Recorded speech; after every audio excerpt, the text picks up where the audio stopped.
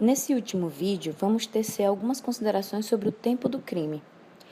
Perguntar qual o tempo do crime é o mesmo que perguntar quando se considera praticado um crime. No momento da conduta ou no momento do resultado? Para esclarecer esse ponto, vamos analisar o seguinte caso hipotético. Imagine que João, um rapaz de 17 anos, efetuou disparos de arma de fogo contra Mário no dia 5 de janeiro de 2016. No entanto, Mário foi conduzido ao hospital, se submeteu a uma cirurgia, mas ficou em coma durante 6 meses e só veio a falecer em 10 de julho de 2016. Quando João efetuou os disparos, ele tinha 17 anos de idade. No entanto, quando a vítima veio a falecer, ele já havia completado 18 anos. Nessa situação, surge a seguinte dúvida: quando o crime foi praticado? No momento em que João efetuou os disparos ou no momento em que a vítima faleceu?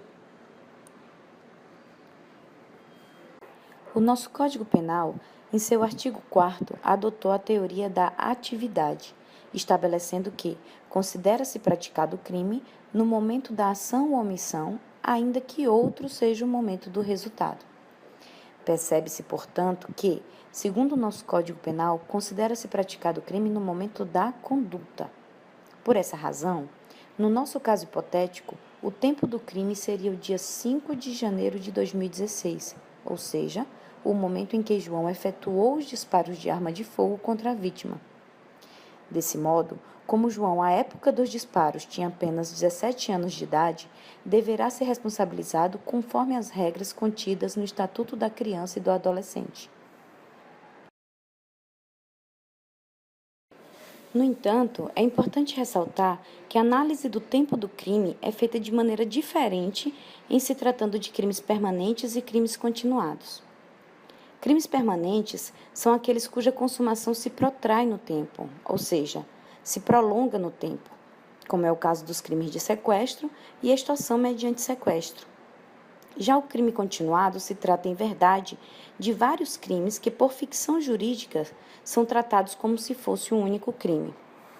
O crime continuado é regido pelo artigo 71 do Código Penal, o qual estabelece que, quando o agente, mediante mais de uma ação ou omissão, pratica 2 ou mais crimes da mesma espécie e, pelas condições de tempo, lugar, maneira de execução e outras semelhantes, devem os subsequentes ser havidos como continuação do primeiro, aplica-se-lhe a pena de um só dos crimes se idêntica, ou a mais grave se diversas, aumentada, em qualquer caso, de 1/6 a 2/3.